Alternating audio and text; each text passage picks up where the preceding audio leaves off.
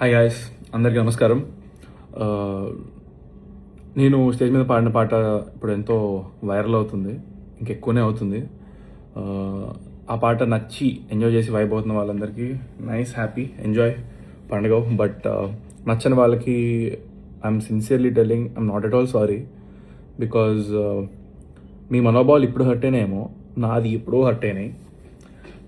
నన్ను ఇన్ని సంవత్సరాలుగా వందల వేల పదాలు నా మీద వాడారు, ఎన్నో బూతులు, ఎన్నోసార్లు, ఎన్నో ఒకేషన్స్లో ఫర్ నో రీజన్, నా తప్పే లేకుండా నన్ను అన్నారు.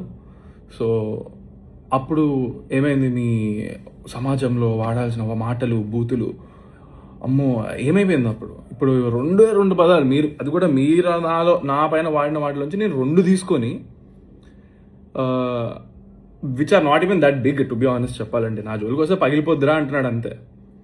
నా జోలికి రాకండి, పగిలిపోద్ది వస్తే. I stand by those words. దగ్గరకు వచ్చి చూడు, తెలుస్తుంది. అండ్ యా, సో ఎవరు అమ్మ నాన్న నేర్పరు, ఓకే, నేను నీ దగ్గర నుంచే నేర్చుకున్నాను. సో అవి తిరిగి 2 అంటే, మెయిన్గా అశోక్ కుమార్ వేముల, నీకు 24 hours టైం ఇస్తున్నా.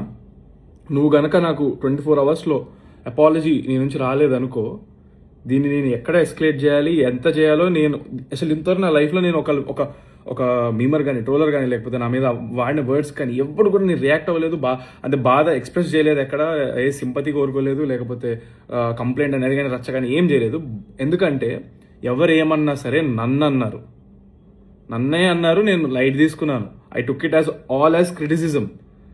ఎంతవరకు తీసుకోవాలి అంతవరకు క్రిటిసిజంగా తీసుకున్నాను. అండ్ సరదాగా వదిలేశాను.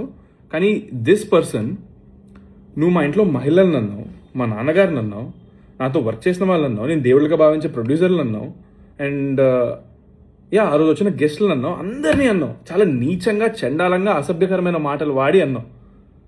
ఒక ఫోన్ వీడియో పెట్టేసి డైరెక్ట్గా మాట్లాడావు. It is not criticism, it was degradation, defamation, insults. నీకుందిరా రే, నేను ఆల్రెడీ మాట్లాడుతున్నా లాయర్లతో.